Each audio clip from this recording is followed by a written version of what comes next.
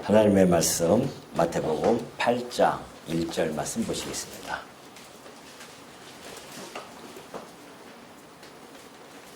마태복음 8장 1절입니다. 예수께서 산에서 내려오시니 수많은 무리가 따르니라. 한 나병 환자가 나와 절하며 이르되 주여 원하시면 저를 깨끗하게 하실 수 있나이다 하거늘 예수께서 손을 내밀어 그에게 대시며 이르시되 내가 원하노니 깨끗함을 받으라 하시니 즉시 그의 나병이 깨끗하여 진지라. 예수께서 이르시되 삼가 아무에게도 이르지 말고 다만 가서 제사장에게 내 몸을 보이고 모세가 명한 예물을 드려 그들에게 입증하라 하시니라. 우선 4절까지 봉독해 드렸습니다. 구약에 예언되어진 대로 산에서 하나님 법을 가르쳤던 우리 주님께서는 이제 현장으로 내려오셔서 행함을 통하여서 메시아 되심을 이제 하나하나 또 증언해 가고 계시죠. 우리 지난 시간에 제가 잠깐 여러분 말씀드렸지만은 우리가 마태복음을 읽어 나갈 때에 그 마태복음의 저자, 그 복음서의 저자인 마태죠. 마태뿐만이 아니라 그 마태를 붙들고 이 복음서를 쓰게 하신 원저자가 있습니다. 그 원저자가 누구라고요? 성령 하나님이십니다. 그렇다고 한다면 그 성령 하나님께서 마태를 통하여 마태복음을 기록하게 하셨던 그 의도가 무엇인가, 이걸 우리가 정확하게 간파하지 않으면 마태복음을 읽을 때에 곁길로 나갈 수가 있습니다. 딴 길로 나가게 되어지면은 참으로 힘든 말씀으로 우리에게 다가올 수밖에 없죠. 자, 제가 아까 질문을 말씀드렸죠. 마태복음에는 커다란 흐름이 있습니다. 성령 하나님의 그 의도라고 그랬죠. 그걸 우리는 이제 저는 이걸 본류라고 그렇게 이야기합니다. 본류, 마태복음에 흐르는 본류는 뭔가? 바로 예수는 곧 누구다? 그리스도시다. 이것이 본류예요. 그러니까 마태복음을 통해서 예수님이 구약에 약속되어졌던 메시아다, 이것을 전해주는 것이 마태복음의 원래의 그 저자 의도입니다.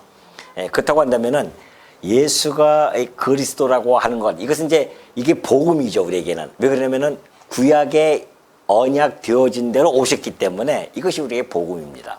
그럼 예수님이 오셔서 당신이 그리스도이심을 증거해 가기 시작하는데 여러 가지 방식을 통해서 증거해 가십니다. 우리 지난 시간까지 살펴봤던 것이 바로 이제 강화라고 하죠. 강화가 뭔지 아시죠? 강론을 이렇게 해 나가십니다. 강론을 해 나갈 때에 담담하게 이야기처럼 이렇게 쭉 풀어 나가시거든요. 그걸 강화라고 합니다. 그러니까 마태는 이 마태복음을 이게 구조를 이렇게 할 때에 연대 순으로 이렇게 기록한 것이 아니에요. 강화는 강화대로, 그리고 행적은 행위대로 이렇게 따로따로 의도를 가지고 이렇게 만들고 가십니다. 그러니까 주제별로 이렇게 만든다는 이야기죠.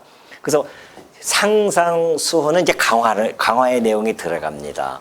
이것을 저는 이제 지류다 그렇게 말씀드렸죠. 지류. 이 강화를 하는 목적은 강화를 통하여 이 본류인 예수님이 그리스도이심을 증거하는 데 있다, 그런 겁니다. 그래서 이 강화에는 여러 가지가 있잖아요. 뭐 비유도 말씀하시고 때로는 교훈도 말씀하시고 또 가르치는 이런 모든 것들이 이 강화에 포함되어 있죠. 또 이제 오늘부터 우리가 살펴보겠지만은 또 하나의 지류가 있습니다. 그것은 이제 표적입니다. 예수님이 이 땅에 오셔서 표적을 행하셔요. 도저히 보통 인간으로는 행할 수 없는 그런 표시가 나는 그러한 흔적을 보여주십니다. 뭐에 대한? 예수가 그리스도, 곧 메시아라는 표적을 보여주시죠. 이것이 이제 오늘부터 이제 살펴볼 그런 내용입니다. 여기에는 뭐 질병도 있을 것이고 또는 바다를 꾸짖어서 바다를 잠잠케 하신다거나 이런 표적들이 쫙 나타나 있습니다. 그리고 이제 마지막으로는 또 하나의 지류가 크게 있습니다. 그 지류는 죽으심입니다. 십자가에서 죽으시고 부활하심, 이것도 하나의 표적적인 사건이죠. 부활도 이러한 것들, 그러니까 이런 모든 것들이 다 지류입니다. 이 지류들이 곧 예수가 그리스도 메시아임을 보여주는 지류들이죠. 물론 우리가 이 지류를 소홀히 여기면 안 됩니다. 그렇다고 해서 우리가 지류에만 빠져 있으면 또 안 되죠. 이 지류를 통해서 본류로 흘러가야 됩니다. 그러니까 마태복음 읽을 때는 지류를 통해서 우리가 지금 본류로 흘러가는 것이 목적이지 지류에 머물면 안 돼요. 지류에 머물게 되어지면 기독교는 도덕적인 종교가 되어질 수밖에 없고, 또는 오늘 살펴보았듯이 무슨 병원, 기독교 병원처럼 착각할 수가 있단 말입니다. 결코 그것이 아님을 이제 하나하나 제가 말씀드리겠지만은, 오늘은 이제 특별히 이제 이 표적적인 이 사건을 통해서 예수님이 당신이 바로 메시아다라는 것을 보여주는 내용이에요. 그러니까 8장에 보면은 계속해서 병 고치는 내용이 있잖아요. 이것을 모아놓은 겁니다. 마태가 주제비를 쫙 해서 병을 쫙 고쳐나가요. 그래서 그 표적을 통하여 예수님이 하나님의 아들이신 메시아다, 곧 그리스도다라는 사실을 밝혀주는 것이죠. 자, 우리가 지금 이런 전체적인 흐름 속에서 또 하나 우리가 살펴볼 내용은, 이제 우리가 아담, 여러분 우리 인류의 조상이죠. 이 아담이 타락을 합니다. 타락을 하는 바람에 이 세상에는 아주 그런 엄청난 것이 막 쓰나미처럼 들어온 것이 있습니다. 그것이 뭘까요? 예, 죄겠죠. 그리고 죄의 싹은 뭐죠? 사망입니다. 맞습니다. 이렇게 해서 아담이 타락함으로 말미암아 죄와 사망이 이 세상에 들어와 버렸어요. 이 죄와 사망으로 나타나는 결과가 있습니다. 그 결과가 뭘까요?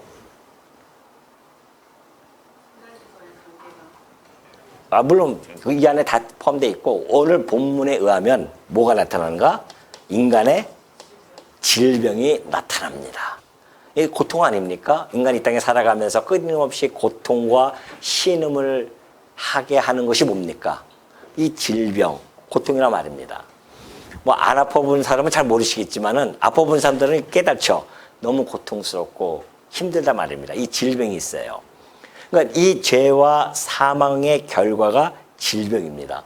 그래서 우리는 이건 이제 본질이에요. 본질이라고 할 수 있고, 질병은 하나에 나타나는 현상입니다. 이 질병에는 여러 가지가 나타나죠. 오늘 우리가 살펴볼 내용인데, 나병도 있고요. 또 중풍도 있습니다. 또 뭐 있죠? 열병이 있죠. 열이 막 펄펄 나는 거죠. 그리고 또 정신적인 문제가 나타납니다. 귀신도 들리고. 이러한 질병들이 오늘 예수님께서 한 방에 다 해결해 버리십니다. 이 사건을 우리가 살펴볼 거거든요. 그럼 이것은 뭘까요? 이게 본질이라고 한다면은 이 본질에서 나타나는 뭘까요? 현상이겠죠. 이거 나타나는 현상이에요. 근데 놀랍게도 하나님은, 예수님께서는 이 땅에 오셔가지고 이 질병, 도저히 뭐 의원들로서는 생각할 수 없잖아요. 의원들은 진찰해가지고서는 그럴 것이다 저럴 것이다 하면서 약을 또 처방해서 시간이 흐르지만은, 예수님은 이 현상적인 이 질병의 고통을 단 무엇으로? 예, 말씀으로. 말씀입니다. 말씀. 단지 그냥 말씀 하나로 이 모든 것을 다 해결해 버리셔요. 그렇다고 한다면 우리 예수님께서는 이런 나타나는 질병, 이거 나병, 이것이 말씀으로 날 수 있는 그런 병이겠습니까?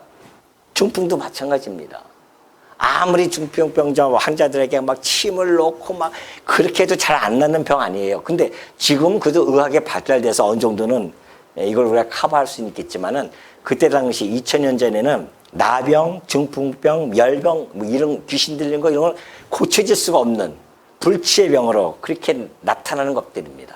그러니까 예수님이 병 고치는 거 보면 뭐 감기를 낫게 하셨다 그런 거 없잖아요. 그냥 죽을 병들이에요 다. 이 불치의 병을 말씀 하나로 고치신단 말입니다. 그렇다고 한다면 우리 주님께서는 이 나타난 현상을 말씀 하나로 이것을 제압하신다고 한다면은, 이 본질인 죄와 이 사망, 인간들을 갖다가 괴롭히고 이 인간의 모든 인간들을 완전히 그런 사망의 세력 속에서 짓눌림을 당하고 있는 그러한 모든 자들에게 무엇을 해줄 수 있다? 해방을 시켜줄 수 있는 분이다. 이분이야말로 우리에게 참된 구원자이시다라는 것을 이 징조, 이 나타나는 전조로서 보여주고 있는 것이죠. 그러니까 이것은 당장 지금 뭐 이 본질을 해결하기 위해서는 말씀으로 안 되죠. 그는 직접 행동으로 보여주셔야 됩니다. 그래서 이분이 오셔가지고서는 뭘 해주시는가? 죽으셔요. 우리의 죄와 사망 대신에 그분이 죽으시고 뭐 하십니까? 부활을 하십니다. 죽으심과 부활을 통하여 이 본질적인 이 죄와 사망에서부터 우리를 해방시키시는 참된 뭐다? 우리의 참된 뭐예요? 구속주이시다. 이거를 이야기하는 겁니다. 그러니까 지금 마태복음의 전체적인 흐름이 이거예요. 지금 제가 앞에도 말씀드렸지만은 이런 모든 것들을 통하여 예수님은 우리의 구속주이십니다. 그러니까 그때 당시에 많은 사람들이 이걸 보면서 구속주를 믿기도 하지만은 그럼 오늘 이 시대에 우리가 읽어나가면서 지금 이 내용을 읽을 건데 이게 표적이란 말입니다. 예수님이 말씀 하나를 고쳐나가는 걸 보고 와 진짜 우리 주님은 우리의 구속주가 되시는 분이구나. 이걸 깨달을 뿐만이 아니라 이제 마태복음 후반에 가면은 뭐가 나타나요? 그의 죽으심과 부활을 통하여 이 본질적인 것을 완벽하게 해방시킴으로 말미암아 이분이야말로 우리의 구속주 곧 그리스도다. 메시아다. 이런 이야기죠. 이것을 우리가 믿게 되어진 겁니다.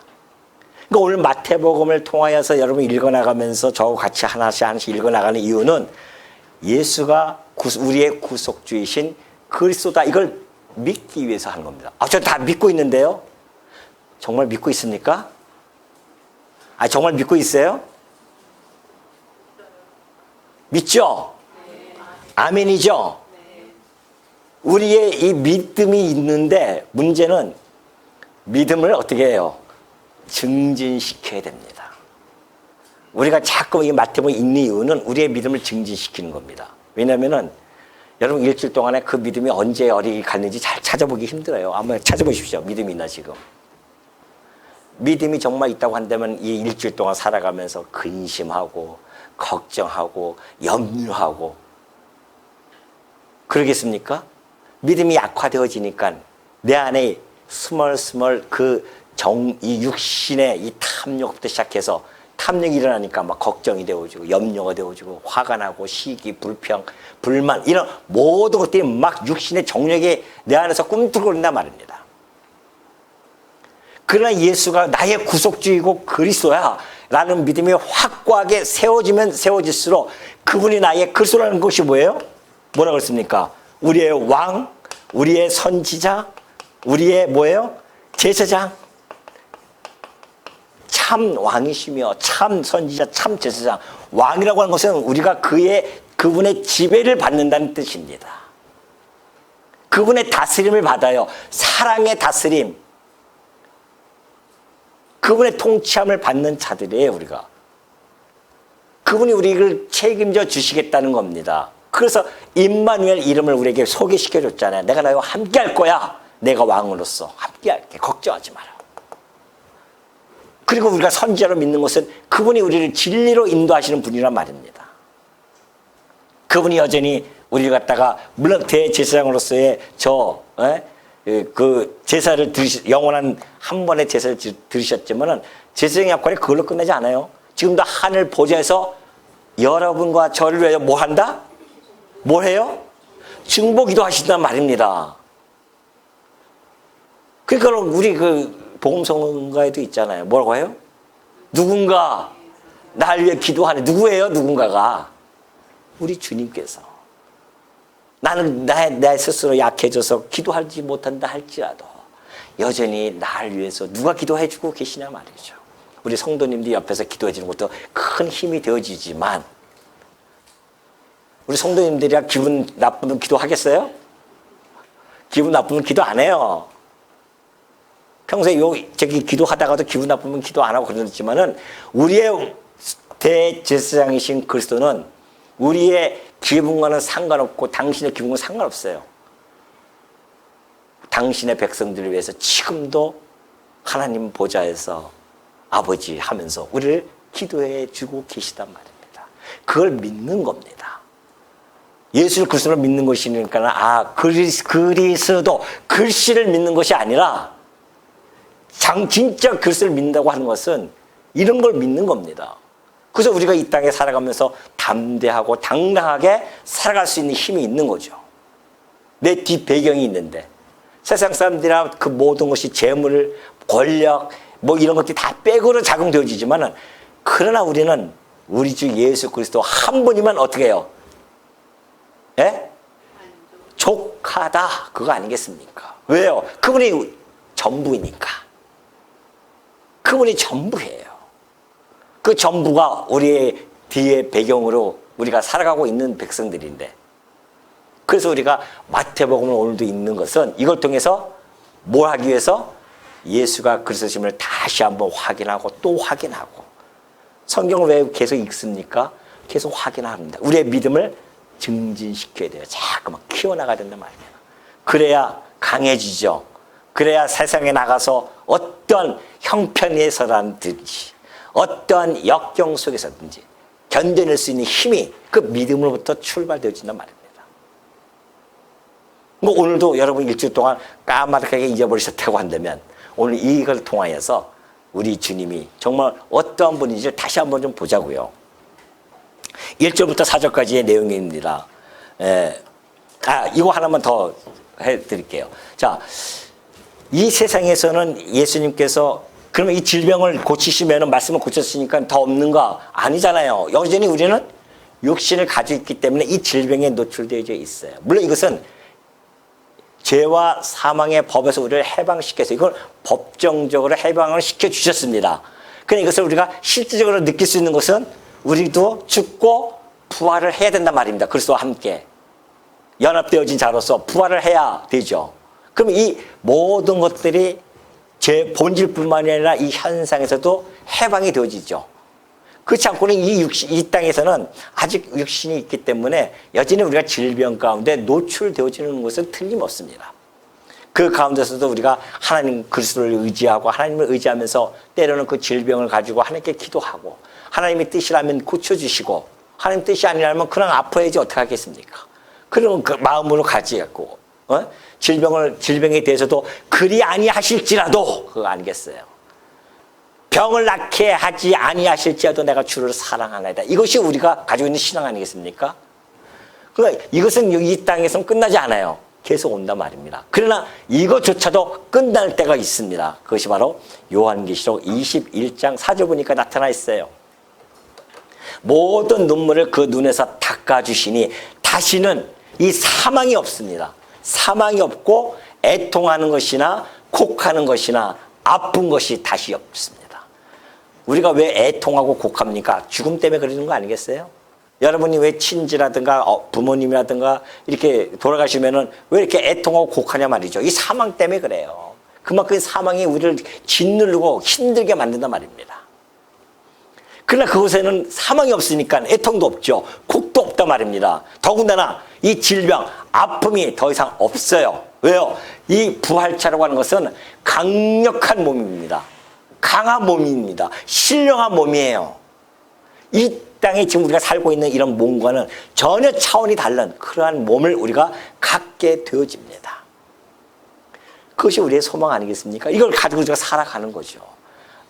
이 세상은 비록 6, 7, 80년 살아가는 동안에 이건 여기서는 우리가 해방되어질 수 없지만은 그러나 이 70년이 끝나고 우리가 육체의 부활을 했을 때에 그러니까 다른 사람들이 그래도 죽으면 다 이거 뭐 느끼나요? 못 느끼죠. 죽으면은 진짜 그럴까요?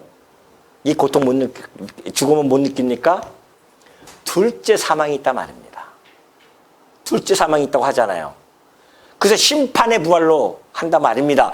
예수 그리스도를 구속주로 믿지 아니하는 자들은 심판의 부활이 되어가지고서는 영원토록 이 질병의 고통과는 비교할 수 없는 그런 고통을 영원토록 받는단 말이죠. 이걸 세상 사람한테 암만 얘기해도 알아듣지 못하더라고요, 이게.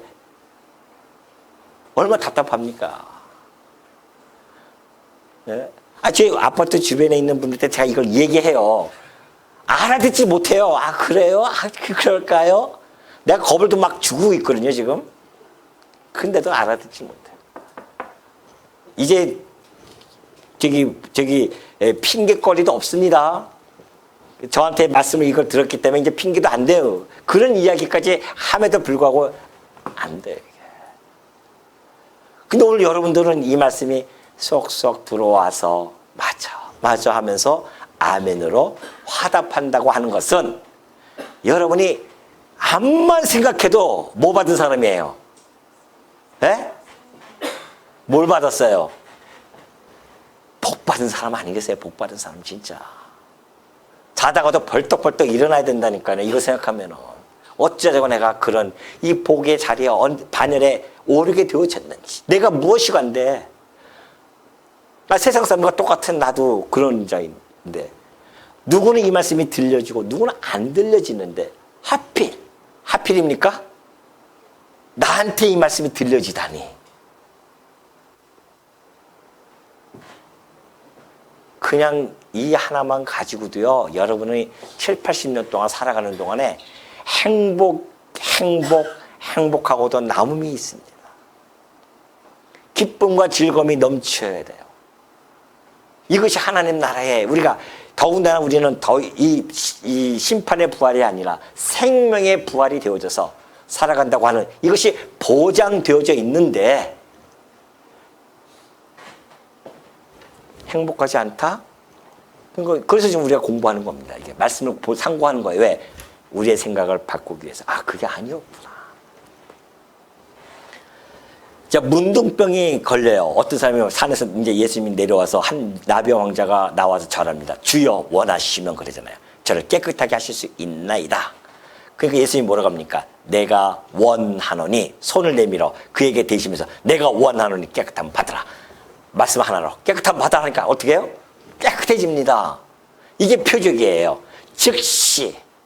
표적의 특성은 즉시성을 가지고 있습니다. 그래서 즉시 나버려요. 이것이 메시아권의 권능입니다. 메시아 권능.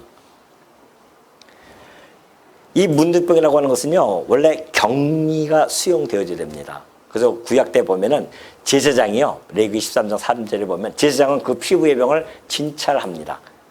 제사장만이 진찰할 수가 있어요. 환부의 털이 휘어졌고 환부가 피부보다 우묵해졌으면 이는 나병의 환부라 하나님이 가르쳐줍니다. 이것이 나병이다. 그럼 제사장이 그걸 보고서는 이거 나병이네? 진찰하여 그를 부정하다 하는 겁니다. 그래서 이 문둥병이라고 하는 것은 하나님으로부터의 물론 우리 인간의 죄의 오염이 아주 심각할수록 나타나는 하나의 파멸의 상징으로 나타나는 것이 문둥병이거든요. 불치병이니까. 하나님의 은혜가 아니고서는 날 수가 없는 병입니다. 그러한 병에 걸리게 되어지는데 하나님의 징벌적인 그러한 요소도 담겨져 있죠. 과거에 모세의 누이였던 미리암이 모세를 비방합니다. 하나님이 나타나셔서 책망하죠. 네가 감히 누구를 책망하느냐, 아니, 비방하느냐. 그러면서 미리암을 나병을 갖다가 주시죠. 기도함으로 말미암아 그 나병이 또 떠나가게 되어지는데 이렇듯이 나병이라고 하는 것은 징벌적인 그런 또한 병으로서 사람들이 인식을 하고 있기 때문에 나병 걸리면 사람들이 다 몰아내요. 그래서 사회적으로 격리가 되어집니다. 그러니까 이 지금 문둥병 환자가 나음을 얻었다고 하는 것은 단지 병이 난 것이 아니라 모든 사회적, 종교적 회복으로 돌아가는, 회복이 되어지는 놀라운 사건 아니겠어요? 근데 예수님이 그걸 부정하다 하는 것을 당신이 대제사장이시니까 그걸 직접 손을 대십니다. 인간들은 손 대면은 옮을까봐 손도 못 대고 있는데 그냥 예수님은 손을 대셔서 그것을 깨끗하게 치유해 주십니다. 그때 이제 구약시대 때 엘리사도 그런 경우가 있었죠. 아람 장군이었던 나아만이 옵니다. 문둥병 걸려서 왔어요. 그래서 와가지고서는 이 문둥병을 좀 낫게 해달라니까 엘리사 선지자가 저 요단강에 가서 7번 들어갔다 나왔다 하십시오. 나아만이 화가 납니다. 저 더러운 요단강에서 내 몸을 닦느니 우리 근처에 우리 아람 쪽에 가면은 얼마나 강이 깨끗한데 거기서 나는 차라리 하겠다. 나는 그래도 엘리사가 나와가지고서는 여호와 이름을 부르면서 막 그 환부에다가 손을 대가지고 그렇게 할 줄 알았더니만 화가 나가지고 간다고 하니까 부하들이 뭐라고 합니까? 막 막잖아요. 그래도 한번 해봅시다. 그래서 요단강에 가서 7번 하니까 나아요, 안 나요? 나았단 말입니다. 이것이 장차 메시아가 오셔서 그 나병을 고치실 것에 대한 하나의 예표적인 사건이었거든요. 엘리사는 그걸 말로서 해서 7번 왔다 갔다 그런 행동을 취했지만 예수님은 뭐라고 합니까? 하나님의 아들로서 내가 원한다 하면 끝나는 겁니다. 우리 주님이 그러한 분이세요. 우리 주님이 눈에 안 보인다고 여러분 너무 우습게 보시면 안 됩니다. 우리 주님이 바로 이런 메시아권을 가지고 계십니다. 이 나병 정도야. 말씀으로 깨끗하게 치유해 주시는 그런 모습을 보여주시죠. 그러면서 삼가 아무에게도 이르지 말라고 하죠. 왜요? 벌써 이런 사건이 벌어지면은 그때 당시 유대인들은 메시아를 기다렸습니다. 그리스도를 기다렸어요. 그런데 어떠한 그리스도냐면 현실적인 메시아상이었습니다. 이 로마에서 우리를 구원해 줄 수 있는 메시아. 예수님은 지금 로마에서 구원해 주는 것이 아니라 죄와 이 사망, 그거 로마하고 비교할 수 없는 본질적인 죄와 사망의 법에서 해방시켜 주러 오셨는데 여기에 주목하지 않고 인간들이 여기에 주목한단 말입니다. 여기에 주목해요. 그럼 기독교 보십시오. 그냥 산기도 가면은 환자들만 바글바글 와가지고서는 막 기도하는 겁니다. 이거 마치 기독교가 네? 병자 고치는 기독교인 줄 알고 병자 고치는 종교 아닙니다. 병은 누구든지 다 걸려요. 생로병사의 길을 갈 수밖에 없기 때문에 다 병은 걸릴 수밖에 없어요. 우리가 주목하는 것은 여기가 아니란 말입니다. 여기에요. 본질에 주목을 해야 되죠. 내가 죄와 사망의 법을 때 해방되어졌다. 여기에 우리가 기쁨이 있는 거 아니겠냐 말이죠. 그러니까 그때 당시 유대인들도 여기에 관심이 없고 여기에만 관심이 있는 거죠. 만약에 여기 낫다? 이야 메시아다. 드디어 우리를 로마에서 구원해 줄 메시아다. 이러면서 그럴까 봐 조용히 해라. 아직은 나실 때가 아니다. 그러죠. 그리고 제사장에게 가서 율법대로 그렇게 잘해서 입증해줘라. 네 몸이 다 나았다고. 그걸 이제 하면서 돌려보냅니다. 5절부터 13절까지 내용을 보면요. 이제 예수님께서 예언하신 대로 중풍병자를 깨끗이 고쳐주십니다. 자, 예수께서 가버나움에 들어가서 한 백부장이 나와 간과히 이르되 주여 내 하인이 중풍병으로 집에 누워 몹시 괴로워하나이다. 이르시되 내가 가서 고쳐지리라. 백부장이 대답하여 이르되 주여 내 집에 들어오심을 나는 감당하지 못하겠사오니 다만 말씀으로만 하옵소서. 그러면 내 하인이 낫겠사옵나이다. 나도 남의 수하에 있는 사람이요 내 아래도 군사가 있으니 이더러 가라 하면 가고 저더러 오라 하면 오고 내 종도로 이것을 하라 하면 하나이다. 예수께서 들으시고 놀랍게 여겨 그래요. 그러죠? 놀랍게 여겨서 따르는 자들에게 뭐라고 말씀하시는가? 내가 진실로 너에게 이르노니 이스라엘 종 아무에게도 이만한 믿음을 보지 못하였느니라. 또 너에게 이르노니 동서로부터 많은 사람이 이르러 아브라함과 이삭과 야곱과 함께 천국에 앉으려니와 그 나라에 본 자손들은 바깥 어두운 데 쫓겨나 거기서 울며 이를 갈게 되리라. 예수께서 백부장에게 이르시되 가라 내 믿음대로 될지어다 하시니 그 즉시 하인이 나으니라. 놀라운 사건이죠. 그것도 청청병력과 같은 말씀을 또 해주고 계시고요. 여기서 백부장은요 누가복음 병행 구절을 보면은 백부장이 직접 만나지는 않았어요. 근데 여기서는 마태는 이제 그렇게 설명을 해 가고 있죠. 근데 백부장이 유대인 민족하고 아주 이방인이거든요. 그러니까 100명의 로마 군병을 다스리는 백부장입니다. 그러니까 우리나라로 따지면 한 중대장 정도 되는 거죠. 근데 이 사람이 그 하인이 지금 중풍병자에 걸려 있습니다. 꼼짝 못하는 거죠. 그런데 이제 이 백부장이 예수님에게 가서 이야기하는 겁니다. 우리 하인을 좀 고쳐 주십시오. 그러니까 예수님께서 그래 가자, 내가 고쳐줄게 그렇게 하십니다. 그러니까 이 백부장이 하는 얘기가 아닙니다. 나도 내 수하가 있으면 말 한마디 하면 다 되어지는데 어떻게 만왕의 왕이신, 그러니까 이 백부장은 신앙이 있었던 것 같아요. 왜냐면은 유대인을 민족과 잘 지내면서 회당까지 지어준 그런 백부장이기 때문에 하나님에 대한 신인식이 있는 거죠. 그리고 그들로부터 메시아에 대한 이야기도 아마 들었을 것 같아요. 그러니까는 당신이 나의 주인이십니다. 나의 왕이 아니십니까? 그렇다고 한다면은 말 한마디면 다 끝나지 않겠습니까? 굳이 그 왕이 내 누추한 곳에 오실 필요 없습니다. 이런 백부장의 믿음을 보신 거예요. 예수님께서. 깜짝 놀라시죠. 야, 이런 믿음 내가 본 적이 없다는 거 아니겠습니까? 그래서 네 믿음대로 될지다 하니까 시간과 공간을 초월해서 그냥 그 하인이 나음을 얻습니다. 얘는 직접 가서 손 얹은 것도 아니에요. 알았다, 그냥 가라. 네 믿음대로 되라. 이것이 표적이에요.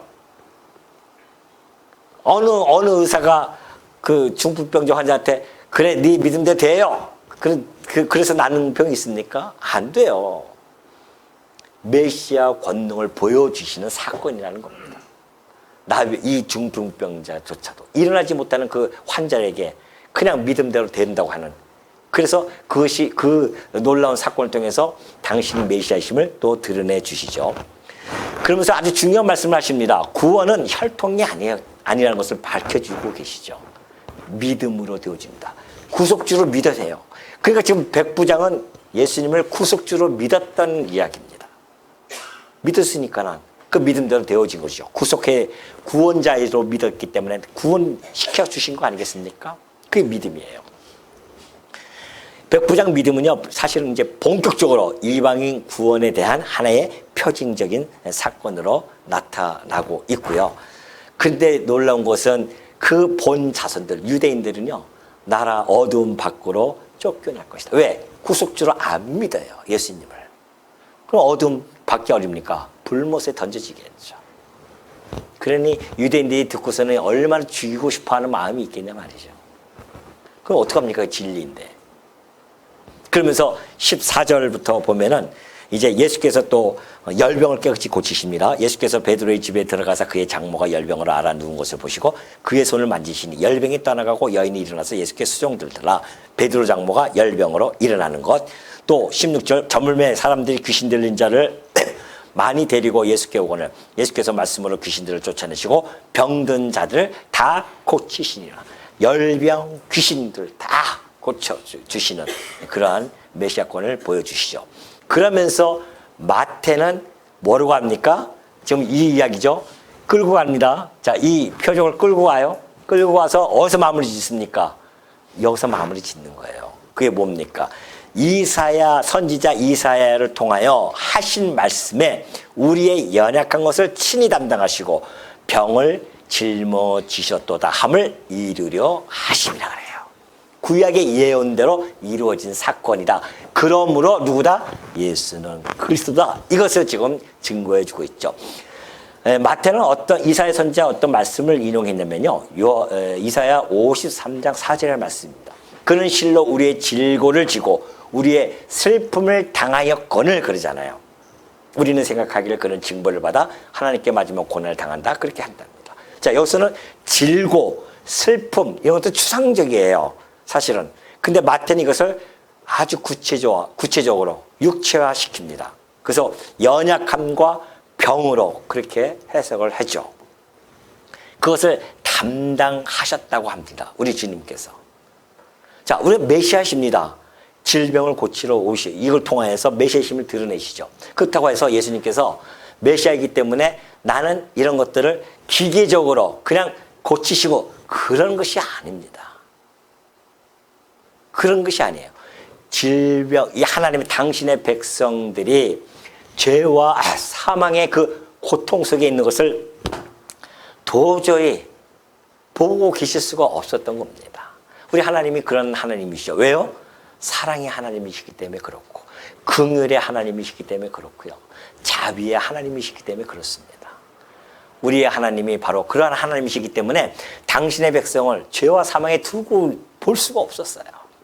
그 질병 속에 고통과 신음하는 그 소리를 듣고 있을 때에 마음이 얼마나 아프시겠냐 말이죠. 제가 어렸을 때 아이들 키울 때에 건너방에서 아이들이 막 기침을 콜락콜락 하면요. 왜 부모 마음이 그렇게 아플까요? 차라리 내가 기침하면 좋을 텐데 저랬을 때 어떡하나. 그런 마음이 든다니까요. 그게 부모 마음이에요. 그러지 않는 분도 있어요? 나만 그래요? 안 그렇잖아요. 부모님 다 그러잖아요. 아니, 나 같은 미물조차도 그러할지언데 항차 하나님 아버지 사랑이, 이 본성이 사랑이신 그 하나님께서 당신의 자녀가 타락해서 이런 죄와 사망 속에서 고통 속에 있는데 어떻게 그것을 대신 짊어지고 싶은 마음이 없으시겠냐 말이죠. 인간도 그러할지언데. 그러니까는 예수님이 오셔서 지금 이 고치는 것은 단지 당신이 메시아로서 능력 표출 이것만을 하는 것이 아니다. 왜냐하면 이것은 바로 인간의 당신의 사랑하는 백성들의 고통 그리고 슬픔을 대신 지시고 싶어 하시는 그 하나님의 그 사랑의 발로로부터 나타난 것이다. 이것이. 그러니 우리 주님이 왜 날 대신 죽으시냐 말이죠.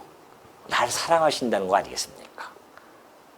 내가 무엇이 간데 하나님께서 나를 당신의 아들을 죽이심으로 나에 대한 사랑을 그것도 확증시켜주냐 말이죠.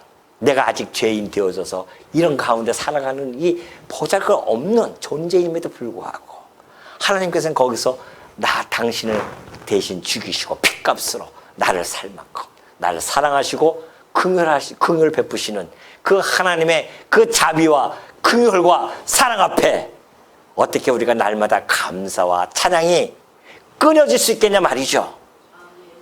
이 하나님의 이 사랑, 이 모든 것을 해결해 주신 우리 주 예수 그리스도의 은혜, 하나님의 사랑, 그 앞에 우리의 가슴 깊은 것으로부터 우러나는 하나님에 대한 감사와 찬양이 끊이지 않는 우리 성도님들이 되어주시기를 당부드립니다. Oh